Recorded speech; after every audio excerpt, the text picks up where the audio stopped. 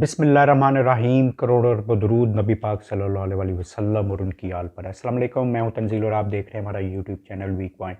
नाज़रीन, ज़माने तालिब इल्मी में हम पढ़ते थे, सुनते थे कि फ़ौज और हुकूमत एक पेज पर हैं। जब भी ये बयान सामने आता था तो हमें यही लगता था कि हुकूमत और फ़ौज में कोई इख्तलाफ नहीं और मामलात आगे दुरुस्त सिमत में बढ़ रहे हैं। हम शोबा सहाफ़त में आए, जर्नलिज़म को ज्वाइन किया और अब जब ये तहरीर हमारे सामने से गुज़रती थी या ये हमारी समाज से आवाज़ टकराती थी कि हुकूमत और फ़ौज एक पेज पर हैं, तो हमें यही पता होता था कि मामलात दुरुस्त सिमत में आगे नहीं बढ़ रहे और दोनों में इत्मीनान का फुकदान है। ऐसे ही कुछ देखने में आया आर्मी चीफ की तैनाती के मामले पर। बज़ाहिर हुकूमत की तरफ से यही तासुर दिया गया कि इस मामले में किसी किस्म का इख्तलाफ नहीं।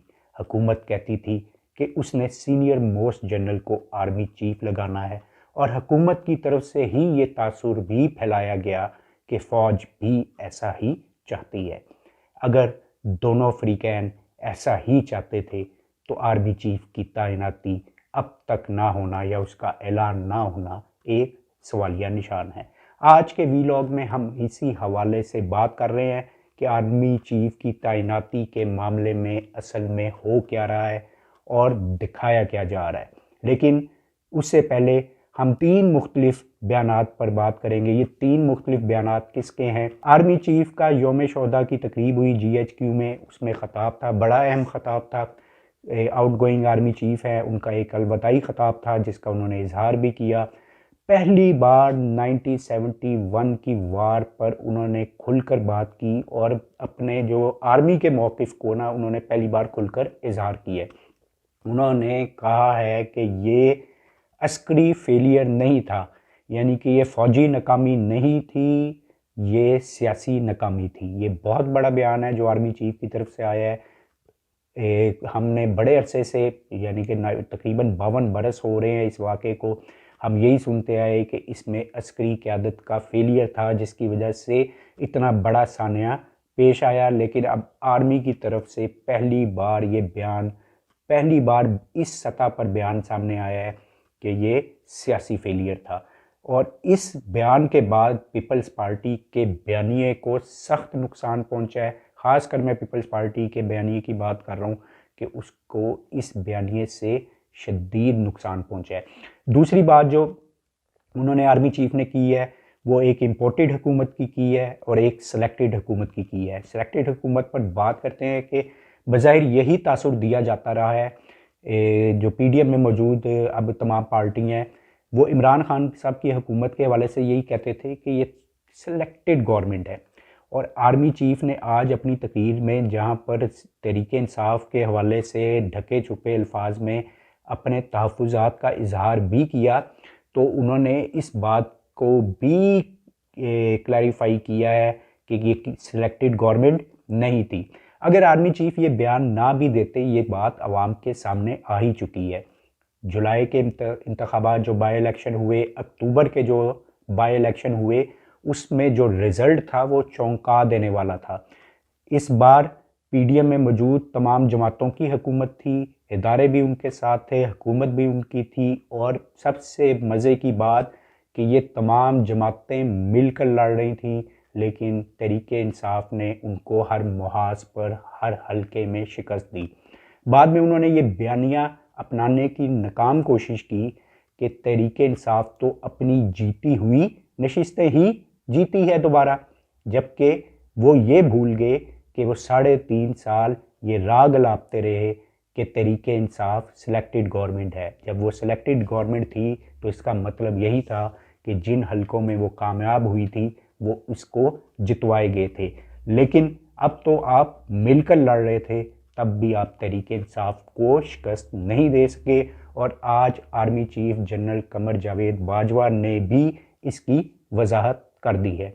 एक बयान जो बिलावल भुट्टो साहब का भी सामने आया है, संगीन किस्म की धमकी लगती है बज़ाहिर तो, और उनको ख़दशा भी है।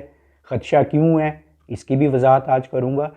बिलावल भुट्टो जरदारी साहब कहते हैं कि आर्मी चीफ की तैनाती के मामले में जो समरी आ रही है, आर्मी चीफ की तैनाती की जो समरी आ रही है उसमें अगर सदर साहब ने गड़बड़ की तो संगीन नताइज बरामद होंगे। और इमरान खान साहब क्या कहते हैं? इमरान खान साहब की जानिब से भी बयान सामने आया है। इमरान खान साहब ने कहा कि लंदन में जो नाअहल शख्स है वो आर्मी चीफ की तैनाती के मामले में अपने मशवरे दे सकता है, तो मैं तो फिर सदर मुमलकत की पार्टी का चेयरमैन हूँ। उन्होंने जब को तैनात करना होगा या उनकी समरी पर दस्तखत करने होंगे तो वो मेरे से मशावरत ज़रूर करेंगे और वो मेरे से राब्ते में रहते हैं। इमरान खान साहब के इस बयानिए के बाद हुकूमत की नींदें उड़ चुकी हैं और ये बयानिया इमरान खान साहब का इस मौके पर सामने आया है जब आर्मी चीफ की तैनाती की समरी GHQ की जानिब से वज़ीर आज़म हाउस पहुंच चुकी है और अब सिर्फ नाम का ऐलान होना बाकी है। बज़ाहिर तो मीडिया पर यही तासुर दिया जा रहा है कि GHQ की जानिब से जो समरी PM हाउस को मौसूल हुई है उसमें जनरल आसिम मुनीर का नाम शामिल है। जनरल आसिम मुनीर PDM के एक फेवरेट कैंडिडेट के तौर पर मौजूद हैं और बहैसियत इंसान वो एक बहुत ही नफीस इंसान है, लेकिन बदकिस्मती से तहरीक इंसाफ के चेयरमैन इमरान खान साहब के उनके हवाले से तहफ़्फ़ुज़ात हैं। ऐसी ही बदकिस्मती जनरल फैज़ के मामले पर PDM जमातों की जानिब से है कि उन पर जनरल फैज़ के नाम पर PDM की जमातों को तहफ़्फ़ुज़ात हैं, PDM में शरीक जमातों को तहफ़्फ़ुज़ात हैं। लेकिन सिचुएशन बड़ी दिलचस्प है। सिचुएशन बड़ी दिलचस्प इस वजह से है कि GHQ ने ये दूसरी बार समरी भिजवाई है। पहली बार जो समरी भिजवाई थी उसमें जनरल आसिम मुनीर साहब का नाम शामिल नहीं था। अब जो समरी भिजवाई और ये कहा जा रहा है कि अगर इसमें जनरल आसिम मुनीर साहब का नाम शामिल है तो फिर इस समरी मसूल होने के बाद वजारत दिफा भी इसकी इनकारी होती रही और वजारत इत्तलात ने भी इसकी तरदीद कर दी कि कोई समरी मौसूल नहीं हुई। और फिर आखिरकार GHQ को यानी कि DGISPR ने कोई 12 से रात 12 बजे से 12:30 के दरमियान एक ट्वीट के ज़रिए ये वाज़ह किया कि 6 मोस्ट सीनियर जनरल्स के नाम, लेफ्टिनेंट जनरल्स के नाम PM हाउस को वजारत दफा के ज़रिए भिजवाए जा चुके हैं। उनके इस ट्वीट के बाद अब वजारत दफा ने भी मान लिया, वजारत इत्तलात ने भी मान लिया और PM हाउस ने भी मान लिया। यहाँ पर ये सवाल खड़ा होता है कि अगर उनके मुताबिक समरी जा चुकी थी जिसमें जनरल आसिम मुनीर का नाम शामिल था, तो वजारत दफा और वजारत इत्तलात समरी से इनकार क्यों कर रहे थे? चलें जी, हो सकता है ये उनकी कोई पॉलिसी हो। बहरहाल अब ये कहा जा रहा है कि पहली जो समरी थी उसमें जनरल आसिम मुनीर साहब का नाम शामिल नहीं था, जिस पर हुकूमत ने एतराज़ किया, समरी को वापस भिजवा दिया और अब GHQ ने जनरल आसिम मुनीर साहब का नाम भी उस समरी में शामिल करके भिजवा दिया है। अब होगा क्या? आर्मी चीफ कौन बनेगा? ये एक ऐसा सवाल है जो आजकल पूरी पाकिस्तानी कौम को उसने हिजान में मुब्तला कर रखा है। इसके लिए हमें थोड़ा सा पीछे जाना पड़ेगा। ज़मान पार्क में जनरल कमर जावेद बाजवा साहब ने, जो आउट गोइंग आर्मी चीफ हैं, उन्होंने अलविदाई मुलाकात की थी तहरीक इंसाफ के चेयरमैन इमरान खान साहब से और ये उनकी ख्वाहिश पर ही मुलाकात हुई थी, यानी कि जनरल कमर जावेद बाजवा साहब ऐसा चाहते थे कि वो जाते हुए तमाम गिले शिकवे दूर करके जाएं। इस मुलाकात के बाद बहुत सी खबरें सामने आईं और एक खबर ये भी सामने आई और इस खबर की तायद इमरान खान साहब के बाद में आने वाले बयानात भी करते हैं। इमरान खान साहब के बयानात इस मुलाकात के बाद जो उनका बयानिया था वो तकरीबन तब्दील हो गया। तहरीक इंसाफ ने इस मुलाकात के बाद ये बयानिया अख्तियार किया कि आर्मी चीफ की तैनाती के मामले पर हमारा कोई लेना देना नहीं, बस हम पीछे बैठकर देखेंगे कि होता क्या है। दूसरा उनका बयानिया ये भी सामने आया है कि इलेक्शन अब 1 साल बाद भी अगर होते हैं तो कामयाबी हमें भी मिलेगी। ये जनरल बाजवा साहब की मुलाकात के बाद तहरीक इंसाफ का बयानिया था। जो खबर इस मुलाकात के बाद सामने आई उसमें ये बताया गया कि इमरान खान साहब ने जनरल बाजवा साहब को भी कहा कि आप जिस मर्ज़ी को आर्मी चीफ लगाएं, मुझे इस पर कोई इतराज़ नहीं, लेकिन आईनी तरीके से लगना चाहिए। जो भी आर्मी चीफ हो वो आईनी और कानूनी तरीके से आए। इमरान खान साहब का मौक़िफ़ जो इस मुलाकात में ज़राए के मुताबिक मुलाकात में इमरान खान साहब का मौक़िफ़ ये था कि जनरल आसिम मुनीर 27 नवंबर को रिटायर हो रहे हैं, तो वो आईनी और कानूनी लिहाज से शायद आर्मी चीफ नहीं बन सकते। तो आप किसी भी सीनियर मोस्ट को लगा दें, हमें कोई इतराज़ नहीं है, लेकिन आईनी और कानूनी तरीके से लगाया जाए। सुनने में आता है कि जनरल कमर जावेद बाजवा ने उनको ये यकीन दहानी श्योरिटी दिलाई थी कि जीएचक्यू की जानिब से जनरल आसिम मुनीर का नाम समरी में नहीं भिजवाया जाएगा। क्यों नहीं भिजवाया जाएगा, इसके लिए हमें थोड़ा सा मजीद पीछे जाना पड़ेगा, यानी कि ज़मान पार की मुलाकात से मजीद थोड़ा सा पीछे। एक हंगामी और गैर मामूली कोर कमांडर्स कॉन्फ्रेंस होती है जीएचक्यू में, जिसकी प्रेस रिलीज भी जारी नहीं की जाती। अस्करी ज़राए के मुताबिक इस प्रेस कॉन्फ्रेंस का जो 1 पॉइंट एजेंडा था वो आर्मी चीफ की तैनाती का मामला था। तमाम लेफ्टिनेंट जनरल्स उसमें मौजूद थे, यानी कि जिनके नाम भी समरी में गए हैं वो भी मौजूद थे।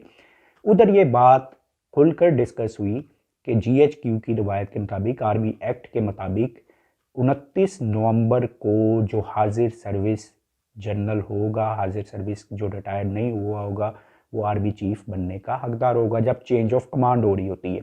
जनरल आसिम मुनीर 27 नवंबर को रिटायर हो रहे हैं। ऐसी ही कुछ सूरत हाल हुई थी जनरल इशफाक परवेज कियानी के साथ, जो साबिक आर्मी चीफ है।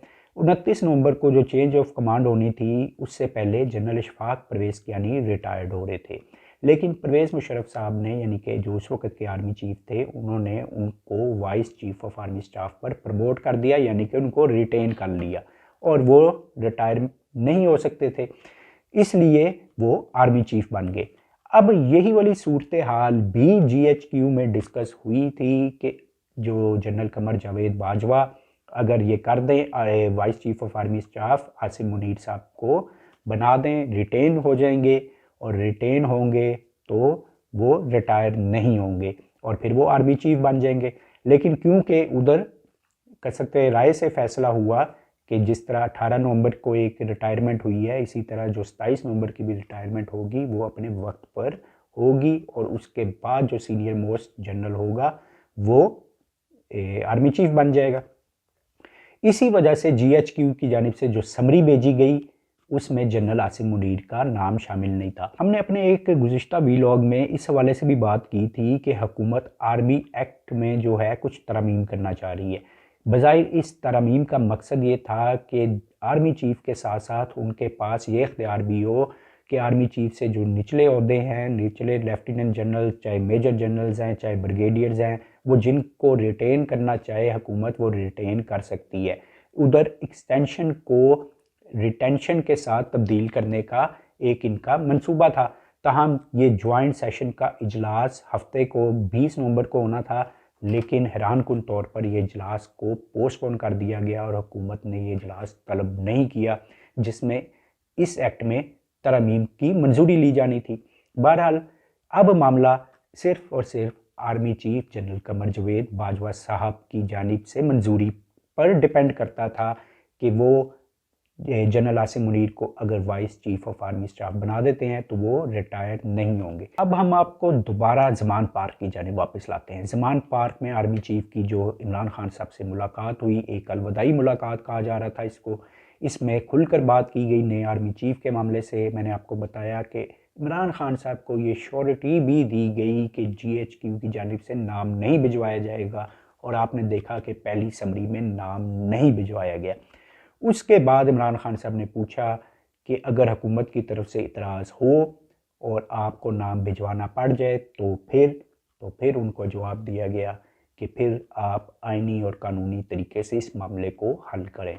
बज़ाहिर उनको इशारा ये दिया गया कि आपके पास तुरक का पता सुप्रीम कमांडर सदर मुमलिकत मौजूद हैं, जो आर्मी चीफ की तैनाती की समरी को कुछ अरसे के लिए रोक भी सकते हैं।